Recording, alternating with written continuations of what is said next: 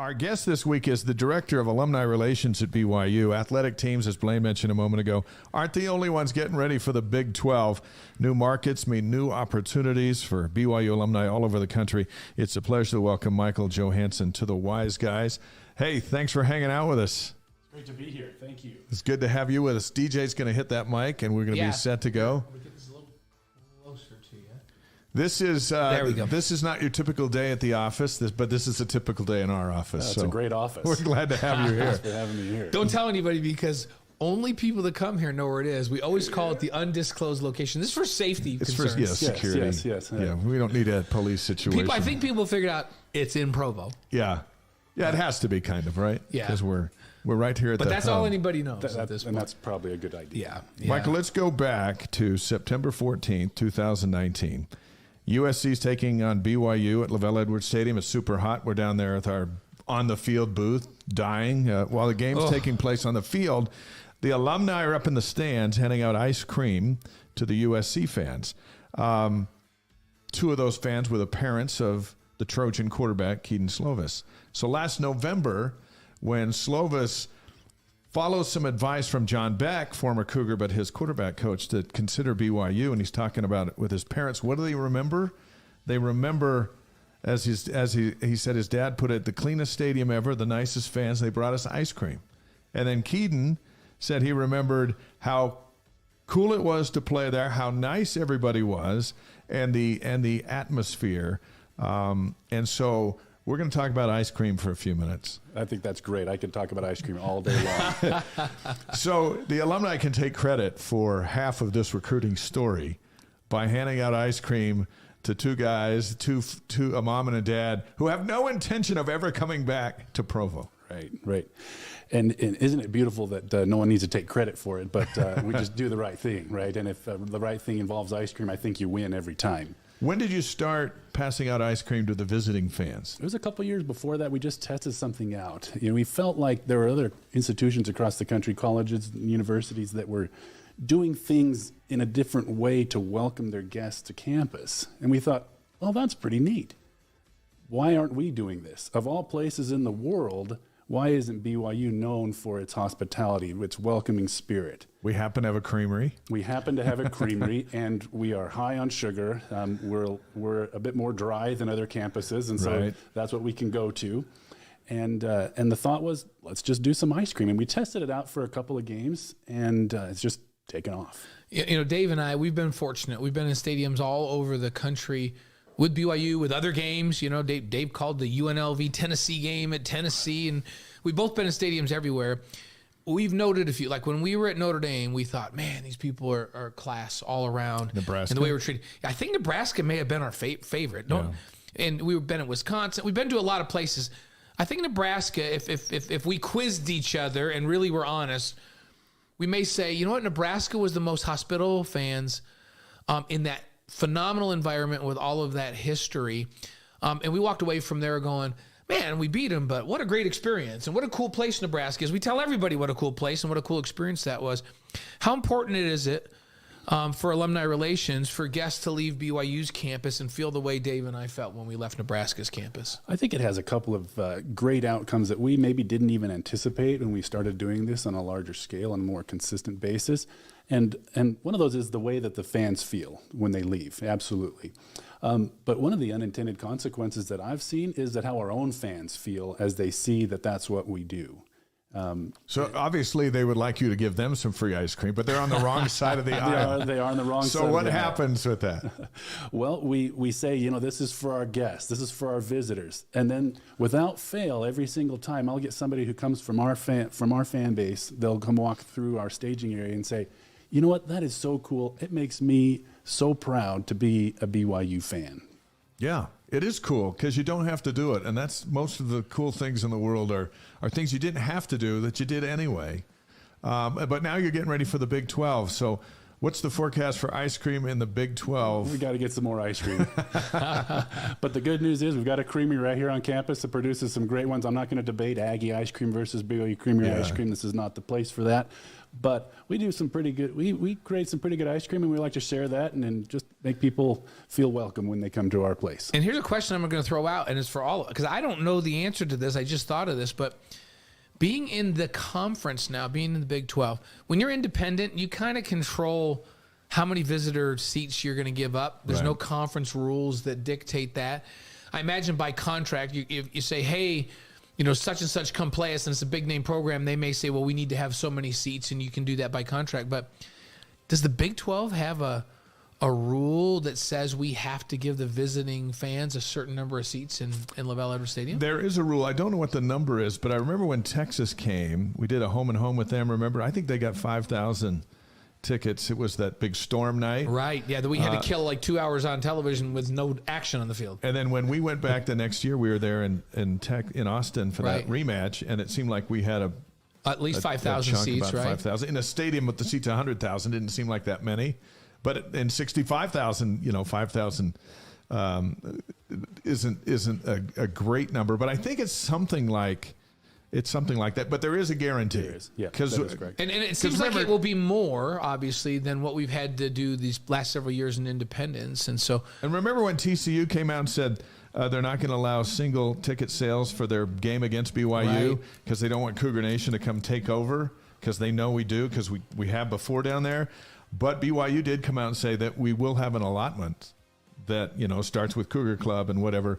And so a team can't just say, hey, none of your fans are coming in. But it's the extra seats that it's like why so many BYU fans somehow get into Rice-Eccles Stadium. Right. There was the allotment, and then like 5,000 other people got seats some other way, and TCU is saying, hey, we're trying to cut that down. We don't lose home field advantage. Yeah, so but you're going to need a lot of ice cream. Yeah, you're going to need a lot of ice cream this fall, right? We are ramping up for that great partnership with the athletics department and also with the Dining Services Creamery. There's a built-in dilemma, however, because Oklahoma comes on November 18th, and ice cream may be out of season. Do you switch to hot chocolate for the Oklahoma game? What do you do for that?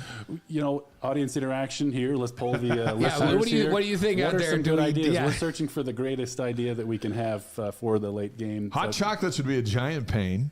It would be rather uncomfortable for some people if we're throwing it like we do the ice cream. Yeah, because you can just throw ice cream. Oh, yeah, that's right. And then you distribute what? You get 5 minutes after the first quarter to distribute 1,000 cups of ice cream. Yep. Or so? About that. Yep. Yeah, how do you do that? Besides chucking it 20 yards. We've got a great team of volunteers, and we are always welcoming other people who want to come participate. It's an open opportunity for our fans to come and participate, meeting at the Portal G at 5 minutes before the end of the first quarter. Any of your listeners, any big fans want to come and join us with They can just leave their seats, come down, and distribute the ice cream? Yep, takes about 5 minutes. Well, it actually takes less that's now really because we just have the break. We only have the break to do that. So the more people that we can put ice cream in their hands and a spoon and just welcome people, they need to be friendly. So that's the qualification. Right, there's that. If you're friendly, you're qualified for the work, is what we're saying. Yeah, right? you can't hoard for yourself. This is a giveaway. Right, yeah. But what about the reaction that you've gotten, is because you've been involved in distribution of this ice cream. When you're approaching a visiting fan and you're about to give them something, what's the first thing we do when someone approaches us? We back up, number one, because we don't want to have to get some sales pitch. And then you give them free ice cream. It's just the shock and awe. And that's my favorite part. Personally, that's my favorite part, is that we're doing something that was unexpected. And that's just so fun to do when you get to brighten someone's life and you get to bring a little bit of sunshine into their life. And that's the reason why we do it at the end of the first quarter, because usually at that point there's not a lot of... It's still a game? It's still a game. Yeah. And there's not a lot of super high-level competition or I guess bad feelings that might have evolved during the game. And what does everyone like? What's the favorite flavor of the visiting fan? Well, we don't give them many options because it's free. So we'll have a... You can't be choosy when it's free. No, you right? just take it. So Graham Canyon is always a favorite. We get because we love to promote that. Grand Canyon. And Cookies and Cream is a great one. Yeah, nobody can... How can you turn down cookies and cream? Yeah, So we have... the creamery has some unique flavors that we don't go with, Yeah. just because we want it to. If be you more hand out the satake, whatever that is, then they might not eat They it as throw much it on as field. it's from the coach. So, well, hey, Michael Johanson is Director of Alumni Relations at BYU. Our guest here on Wise Guys on YouTube, Facebook, Twitch, ysguys.com. We've talked about this change that's taking place with the Big 12. Does this provide an opportunity going into the new conference to connect the alumni across the country better? Is this a big deal for the Alumni Association? It's a really big deal for our alumni all around the world, especially for those who are in these communities where we'll be going to more regularly. And that's a big deal because for many, many years, as you know, we've been independent and going to having these great events, but they're kind of one-offs, right? And those are awesome for a lot of people. Now we get the opportunity to dig a little bit deeper into these communities where we'll be going back to as guests. And we anticipate, looking at the names here on the wall, that we'll be welcomed in a wonderful way. We don't have Oklahoma and Texas. We left them off because they're leaving, but maybe we should put them up there just in the short term. We're waiting to put up Arizona and Colorado. Yeah. We're holding off on that too. Maybe San Diego State and Gonzaga. We don't know. Okay. We don't know. One thing that's interesting too is the way you're structured, and I know this from Las Vegas because Las Vegas has a huge alumni chapter, and they have a golf tournament and some events where they raise money, and then they provide scholarships for Las Vegans attending BYU, which is a fascinating concept. But that's going on all over the country, and so even in these new markets, Kansas, West Virginia, Stillwater, Oklahoma, these areas, you already have boots on the ground, so to speak. We do. And the magic of BYU is our chapters. Our alumni influence around the world is the chapter structure that we have. And it's been built over years and years by dedicated people who give of their time and their talent and often of their treasure as well. But it's where the magic happens. As you know, a lot of people will say, wow, you guys travel well when we go to different events. And they say it all the time. We have to tap them on the shoulder and say, oh, no, we're your neighbors. We're actually there. Yeah. We didn't travel. We're there. Right, which is unique. Yeah, and that's a beautiful thing. You mentioned the way that the chapters are organized. We have a replenishment grant program for our students that the chapters raise money. They do events and they'll collect funds, and those funds don't come to the university. They go to the students from that place who are coming to a BYU school, and that just makes it awesome. I mean, the word is localization, and there's power in localization. So how many chapters in the country right now? We have about 85 active chapters around the country. Those are regional chapters. We have an additional 30-ish that are affinity-based. And so, 120 or so chapters that we're running all the time. This fall, BYU is going to play at Arkansas, at Kansas, at TCU, at Texas, at West Virginia, and at Oklahoma State. So you have 6 chances to make first impressions, so to speak. How will you do that? Where will you start? Is it a service project? Is it a what? Well, we've formalized this program called Cougs Care, making it a little bit bigger of a deal, where we want to make a difference where we're going, and not just win a football game, but also leave a lasting impact, and especially since we're going to be going back to these places. Yeah. Service is the name of the game. If you enter campus, and most of your listeners know the sign when they enter into the campus, it says "Enter to learn," which is great, and go forth to serve. And that's our job. As an alumni group, as alumni of BYU, our job is to go forth and serve. And we take that very seriously. And that's why we do these projects. That's why we've done a couple of them. You've talked about it on the show here several times with our local chapter leaders. As we've done over the last couple of years. And we're going to keep doing that. Yep. Every time there's a game on the road, we're going to get with that alumni chapter president and talk about what the project is and how can people get involved. We feel like it's an important thing that BYU does on the road, and we want to make sure that people are aware of the opportunity to participate in that. So we'll continue to do that. And this year is the first year. Well, last year was the first year that we did a project of any type of organization at every single game. And this year we're going to do the same thing. Let's talk about some of the marks that BYU fans have left on these communities where the football teams come into play, and we anticipate it continuing. You go back to 2019. Cougars in Tennessee. Right. Coat drive for Nashville. That impact lasted much longer than the outcome of the game. Tennessee fans want to forget the game, but what impact did it leave? It was phenomenal. I mean, if you're familiar with that stadium and the number of people that you can fit into that place, it's phenomenal. It's remarkable. And as we left, I was there. We had about 6,000 people show up for the pregame event where there was a coat drive. And as you mentioned, and they continue to talk about it. And that's not the reason why we do it. But that's awesome that we talk about it because we hope that inspires people to do more. Sometimes it gets news coverage. Sometimes it gets gets stories like, what are these Cougars doing? Yeah, and in 2020, we remember because that was the COVID year. And so the fans couldn't show up in the stadium and make a big deal. But up in Boise, the alumni staged a food drive in Boise, which got some news, news coverage. Yeah. And so how did that work? Local chapters. It's the magic of the local chapters. They want to do something. They couldn't go to the game, so they still said, well, we're going to show up. We want to show that we're here. And they showed up with some food. So they drove to the stadium that they couldn't get into, dropped out some food, and then went home and watched the game. That is correct. That's pretty cool. That is pretty cool. Let's go to 2021. Diapers for Georgia Southern. Tell us about that. If you've been to that little place over there, it's just wonderful community there. Georgia Southern's a wonderful university, and they welcomed us well. There were some other things that happened that weren't as welcoming, but we had a couple thousand folks show up, and they brought in the news clip. I love this news clip. The guy who talks, he's from the local food bank, and he said in his wonderful drawl, and I don't know if you can run the clip or not, but in his southern drawl, right? Yeah. And he said, I'd never seen people show up to a tailgate with diapers. and that was one of the catchphrase that we just kept on hearing over and over again. And that was just a local connection from our chapter leadership, their alumni leadership there in that region.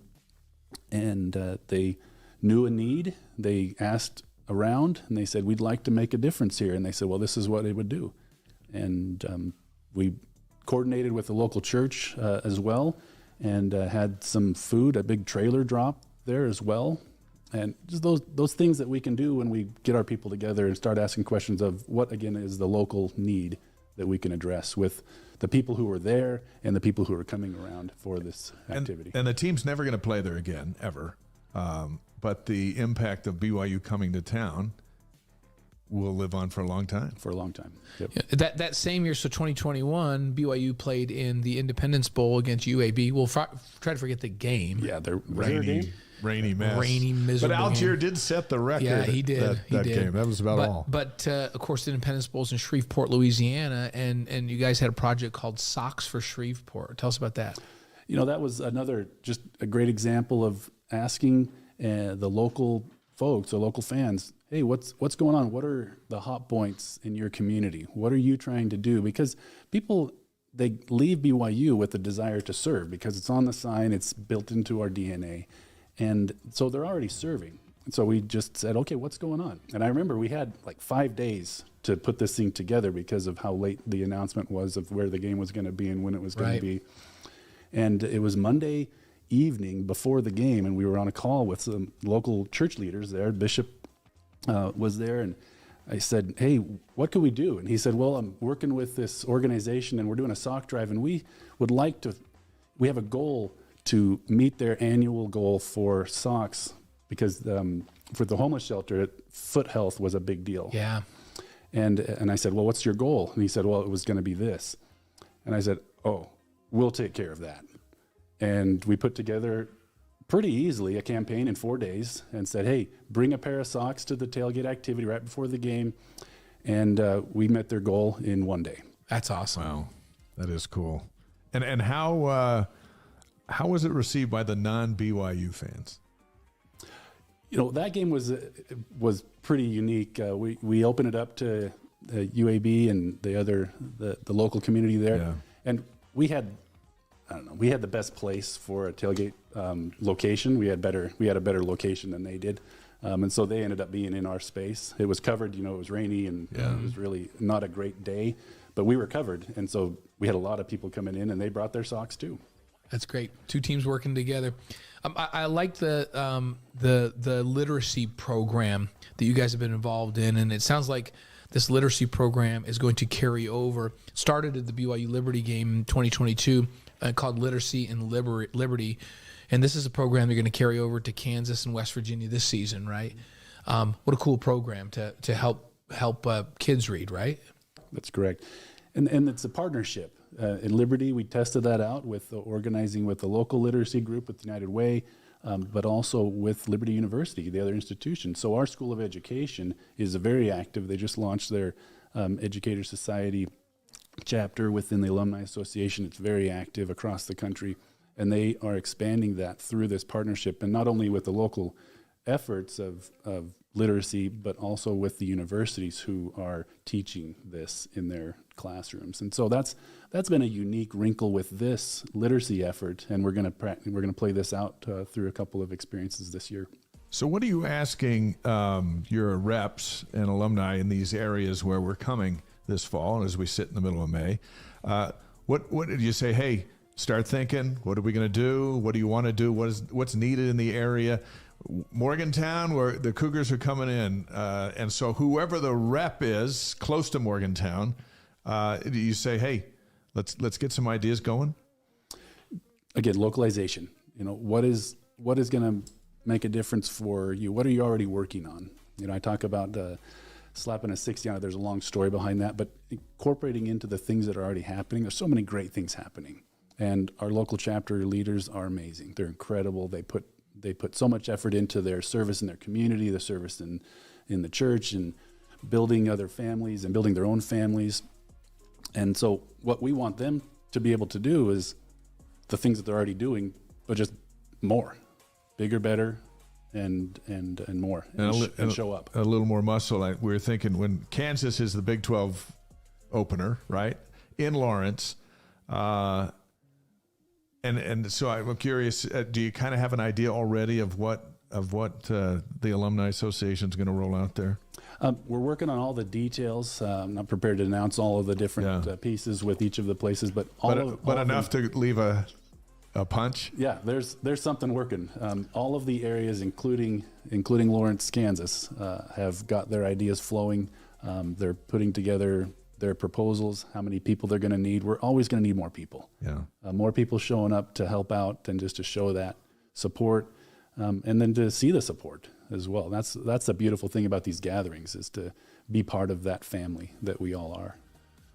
And the church is interlinked, and the church is what stays behind, right? The football team leaves, and this BYU goodwill blast for a weekend translates directly to the church, which is the sponsor of the school, and so the Big 12 and BYU's involvement there from the alumni perspective is so much bigger than 6 road football games, isn't it? It sure is. And isn't it great that we have this organization of the Church of Jesus Christ of Latter-day Saints that does stay and that does amazing things in their communities through the families and the leaders and the individuals who came and had a unique experience at Brigham Young University and are now building the kingdom of God in their communities. It's incredible. And to be a part of that, even just a small part in helping create a service opportunity for somebody to dig in deep and to extend that experience from BYU is phenomenal. It's just such a great presence all across the country. Well, we're pleased to have Michael Johanson with us, the Director of Alumni Relations for BYU. And it is amazing to me that you guys are already, I guess everything, David Almadova's getting ready for what's got to go on in the stadium. Like everybody's getting ready for the Big 12, and you guys are no exception. I know today Almadova's group's meeting with the fire dancers. Yeah. This is how far out the plan is. They're figuring out what they're doing. How do we get more fire in the stadium? Yeah, you got to get more fire. So I'm curious, how many alumni, you mentioned 85 chapters, how many alumni in the United States right now? Do you have a number for that? Because we know there were 6,000 graduates this last week, right? So there's now 6,000 more alumni. How many of those did you get, and what's the total now? Well, usually when I'm talking about this, I'll ask if anybody has any idea, but I won't ask that unless you guys want to guess. I think 500,000. I'm thinking 500,000 is pretty close. Well, if you can see the paper that's sitting in Yeah, front of me. it's too close to me. I can see it. It is just over 500,000. You do have. Well you can done. see the cheat sheet. I could not see that. I see it. That's why I didn't answer. It wouldn't have been fair. But I will say that 509,258 is all alumni from all time. And so that includes those who have passed on. Okay. But we do believe in alumni relations on both sides of the veil. Yes, there you You go. have to. If only ice cream could be on both sides.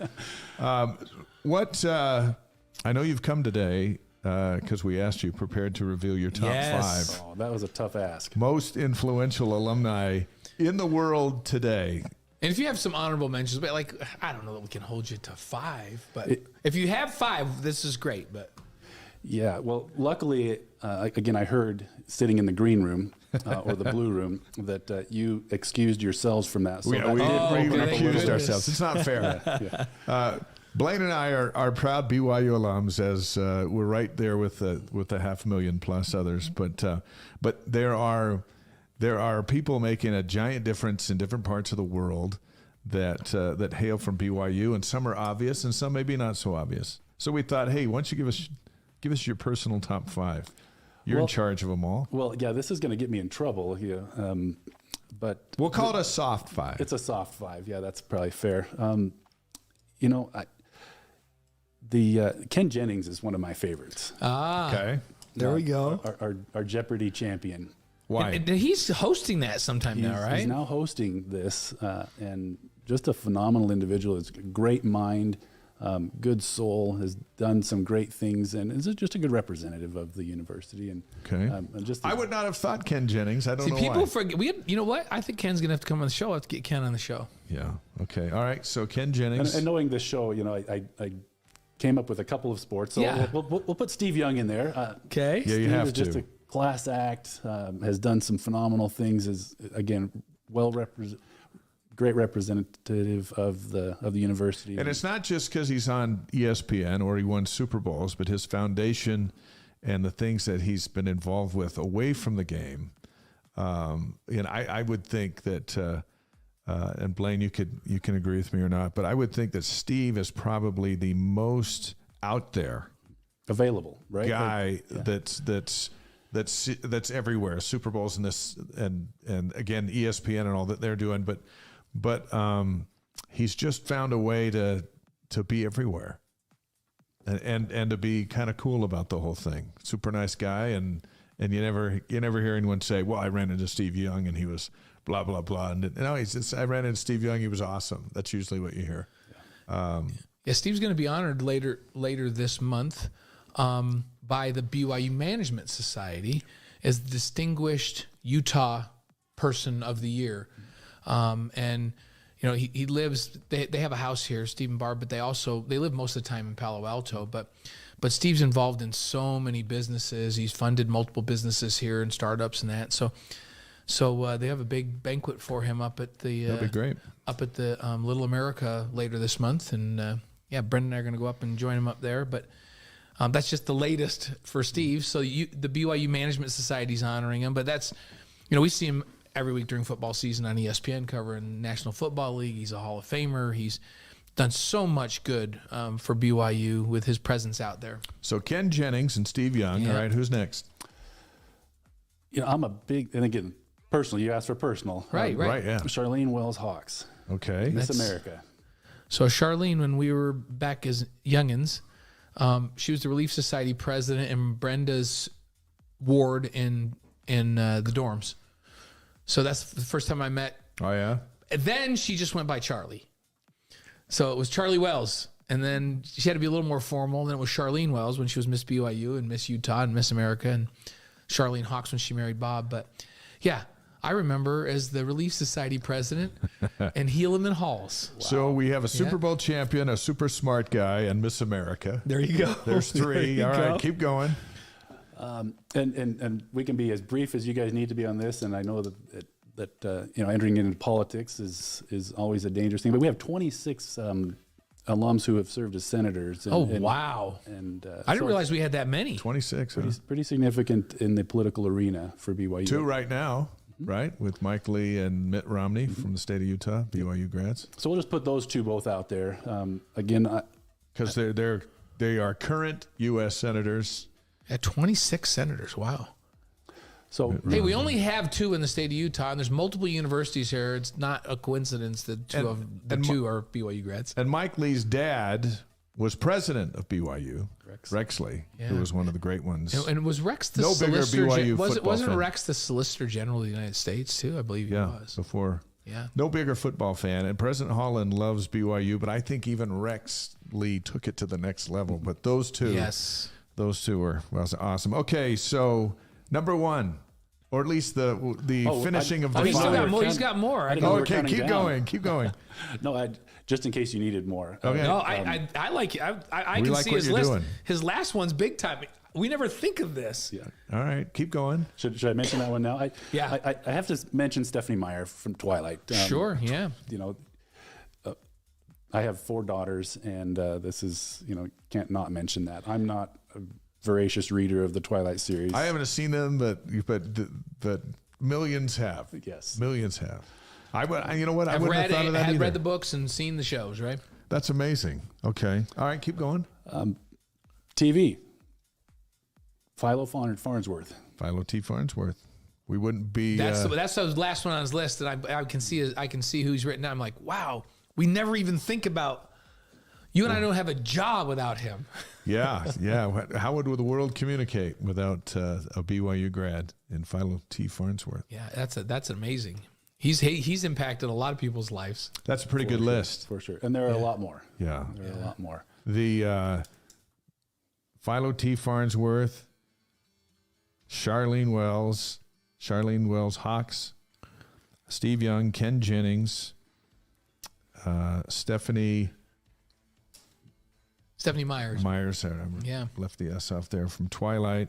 Man, that's a good group. Yeah, it's a great group. So you get a call and boss them all around? Say, hey, here's what I want you to do. They usually don't like to hear from me. But You're the director of their we're all alums. Say, look, if you want tickets, here's what I need you to do. I need you to show up at this thing. And I know that you had to ponder to come up with this list. There's probably 100 more that you could have mentioned just off the top of your head, but it's a unique group, this BYU alumni. it is, and it's so large, and that's the power of this family, the BYU, and we can't not mention our other institutions that are part of this family as well. Our campuses that produce graduates in Rexburg and Laie and in Salt Lake City that are producing amazing graduates that are making a big difference around the world as well, and we get to be a part of that. But yeah, it's remarkable to be involved in this great family of 443 living alums. 443,000. That's pretty good. Wow, that's a lot. So, hey, when you think of alumni you serve, you think about your late father. Why? Boy, that's a loaded question. Yeah, it's not an easy one. So that's how we roll here on the You didn't tell me you were going to ask me that question. No, I know. We didn't tell you anything we were going to ask you. When I had the opportunity to be involved in alumni, this is the personal side of this. My daughter, she's a big BYU fan, and we got to go to a fan fest in Laie. We're living in Hawaii, which is where we raised our family. And as we walked up to the fan fest that I'd worked with, putting together with David Almodovar over there, and agreed with some persuasion to put BYU flags on the flag circle in front of the campus there in Laie. And as we walked up, I had been given an opportunity to consider a job here in the alumni group in Provo, and I was responsible for advancement in Hawaii, and I had a great spot. I mean, living in Hawaii, it was pretty good. Not too bad, yeah. And my daughter, but we felt guided, pretty significantly guided to be looking at this opportunity, and it was presented to us with not something we sought. And my daughter grabbed my arm, and she was going to have to be leaving Kahuku High School, is where she was already an elected student body officer. Oh, yeah. And she said, "Dad, if we get to go to Provo, will we be a part of this?" And I said, "Well, yeah, honey, that's part of the deal. That's the deal." And she grabbed my arm and she said, "I'm in." Oh, that's nice. But that comes from what my dad was to me within the scope of BYU. He was one. He graduated in 1976, degree in accounting, and then went to work for a farm operation that was just starting up with a bunch of partners who opened up a bunch of land in Washington. and worked that job for 30 years, literally until the day he died, because he was driving to work when he crashed his car, he never got his name in the magazine. I like to think that the only time he got his name in the magazine was when he died. In the Y magazine for the alumni. And that always meant something to me. He was the first graduate in his family, to go to BYU has always been something deep to me because it helps me connect to my dad, who never got allocates. He was never on a field or a court to score a bunch of points. Raised 7 kids, taught them to be good people, to follow Jesus Christ, and that's a big deal. And that's the majority of our alumni family. Yeah. You know, we talk about these top 5 or top 7. They're making great things, and we need those people all the time. We need more of them. But the magic is these hundreds and hundreds of thousands of people who go through Brigham Young University and have a revolutionary experience in their lives, and it makes them want to serve and to want to be better people and better disciples of our Savior. Folks that we'll see in Fayetteville or Little Rock, wherever that game's going to be, and then Lawrence and throughout the roadmap of the Big 12. And then, that's great. We should note that you were recruited to play football from Kellen Moore's dad. Kellen Moore's the best quarterback ever to come out of Boise State. His dad's your high school football coach. He wants you to play tight end, but he could not convince you. What happened? Were you in Prosser? Were you growing up in Prosser? I grew up in Prosser. I didn't even realize that. Prosser, Washington. I was just there last week. And yes, Tom Moore did ask me to play tight end for him as a senior in high school because of my size. And was his kid the quarterback? No, Kellen's younger than me. Okay. I played tennis. Tom was also the tennis coach. This is a small town. Yeah.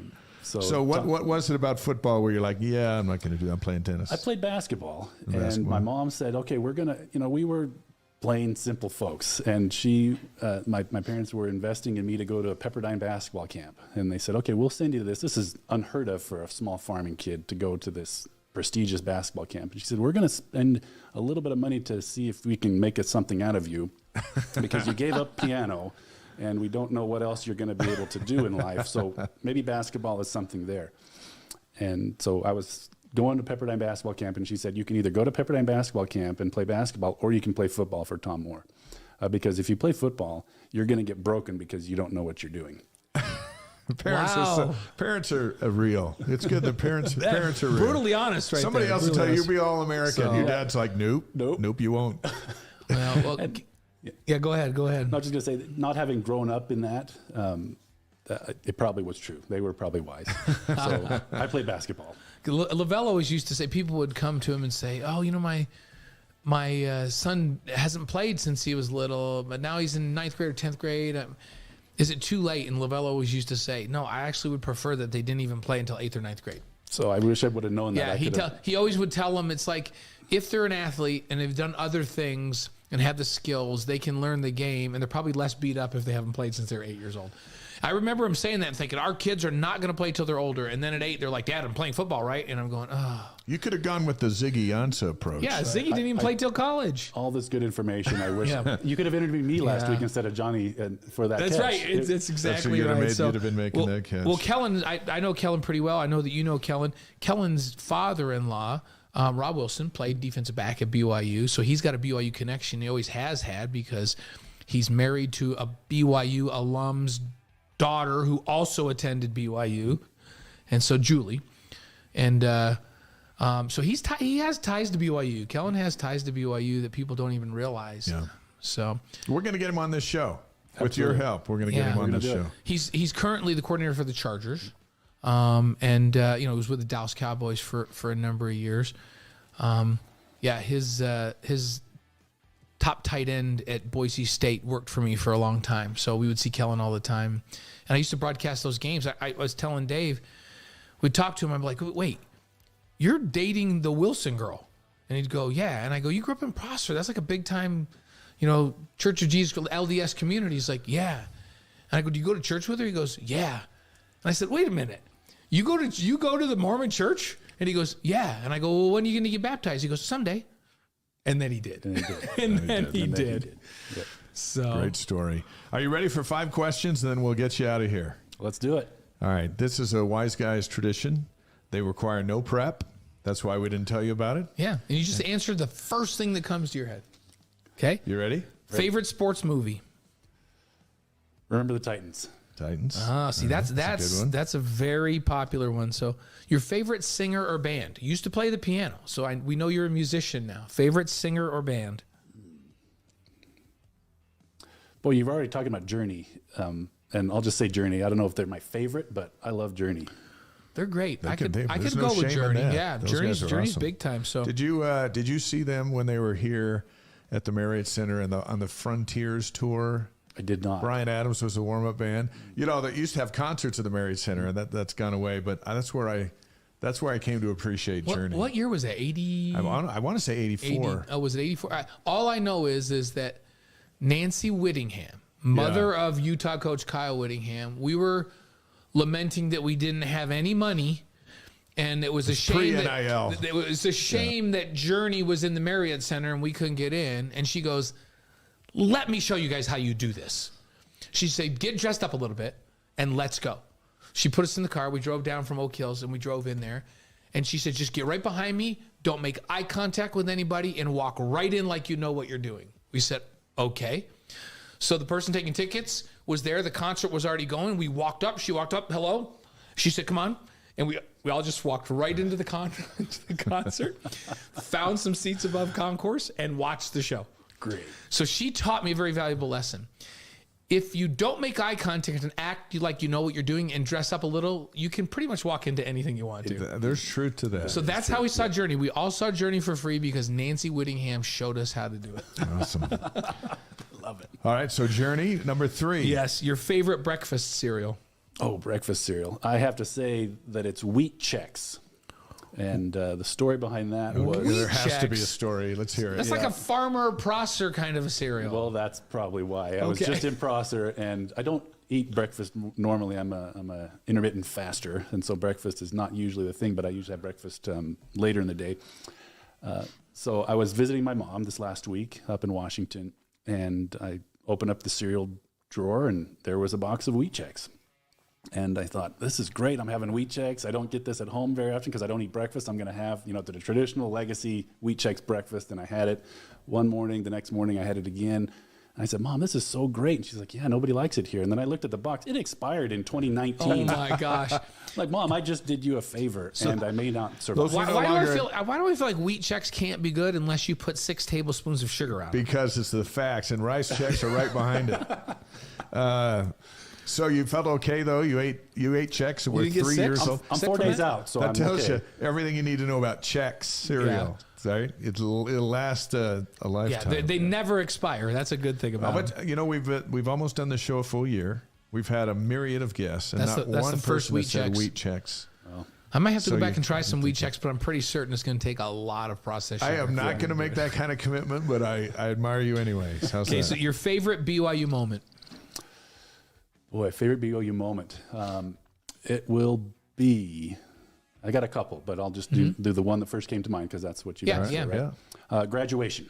My undergraduate graduation, bachelor's degree, shout out to the School of Communications, Public Relations. Mm-hmm. And I did not want to walk. And I told my parents that as much, and I said I was at BYU, I was always working full time, going to school, and just busy. I had 2 kids when I graduated from BYU in 2003.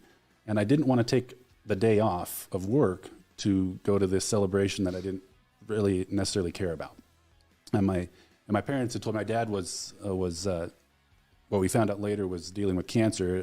It was just having a lot of pain, and so they weren't able to travel from Washington. And they said, we're not going to be there, but we really think you should do it because it's a big deal. And I said, no, I don't really want to do it. But they finally convinced me to do it with my wife and also with my 2 daughters who were a part of that. I dressed them up in caps and gowns. So we did it. I'm doing a thing. Nice. And as I walked into the Marriott Center, my parents were there. Really? And wow. They surprised me by coming in all the pain that my dad had to face sitting in that car for 10 hours from Prosser. They came down because it was that important to celebrate and to recognize. That's a great BYU moment. That's a great memory. Awesome. So, And aren't you glad you said you would? Yep. Because then they'd be there watching everyone else. Yep. Where and is you'd he? be at work somewhere on your campus job. That's yeah, awesome. I'm glad you went. Gavin, our youngest son, we were driving by campus in the spring, and I said, "What's going on campus today?" And he said, I think it's graduation today. I go, "Aren't you graduating?" And he goes, "Oh yeah, forgot." Now he had gone right into he'd gone straight into graduate school and into the Master's in Public Administration program. So he'd already started graduate school. But I was like, Gavin, that's not okay. It's too late now, but he just forgot that it was graduation. So we have no pictures of Gavin in his cap and gown graduating from BYU, at least with his undergrad. Well, we want a big graduation. That's our show, right? Yeah, graduation is a big deal for us. That's welcoming officially the new members of our family, even though we've been working with them since before they're even accepted. But this is the moment when they become the crowning moment. We have all 5 of our kids are BYU grads. So, and most of our in-laws, we had a Stanford guy in there, and that's okay. Stanford's okay. But the others are all BYU. I remember I was in New Jersey on my graduation day and I was on a Good Morning America assignment as one of the reporters, and I flew in, got changed, got down to the Harris Fine Arts Center in time for to walk. Yeah. It was just, and my parents were, you earned it. I always tell my kids, they're all Aggie graduates, and the other 2 are going to be too. And I said, we're walking, we're coming up, and we're walking because you owe this to your parents. Of all that we've done and all that we've financed, we get to at least watch you walk from the start of the stage to the end of the stage, and somehow it's all worth it. To me, there's two times in parenting where you get huge reward back. The one is when your child's walking at college graduation. You're like, yes, we did this, right? Then the other is when they have their first kid or 2, and then they say to you one day, just in casual conversation, "Hey, Dad, do you know all those times when you were telling me this and this and this and this? You were right." Yeah. That's the second big payoff. Exactly. Is when they finally have kids and admit that your whole life you were right. Those are the 2, to me, that you look forward to. So, all right, last one. Yeah, last one is your favorite Big 12 game on the schedule. Oh, on the schedule. Again, the first one that comes to mind is West Virginia. Really? Why? Just because of the community. I haven't been there, but what I know about not just our grads, but the community that they're a part of, our BYU family is going to show up, and they're going to be friends with all of their neighbors already, and it's just going to be similar to what I experienced in Lynchburg last year. Yeah, that'll be fun. We did, Dave and I did pre and post game stuff for the last meeting with West Virginia, but it wasn't on campus. No, it was in D.C. It was in D.C. They had it at a neutral site at RFK Stadium, right? And that's where we became friends with Doug Paisley, Brad Paisley's Brad's dad. They're big West Virginia. Oh, yeah. They'll be at that game. Maybe Brad will sing the national anthem or something. But when they came back in concert up here in Utah, we took them some BYU shirts, and Doug, who's a diehard West Virginia fan, will wear his BYU football shirt and drive the tour bus. No way. Yeah.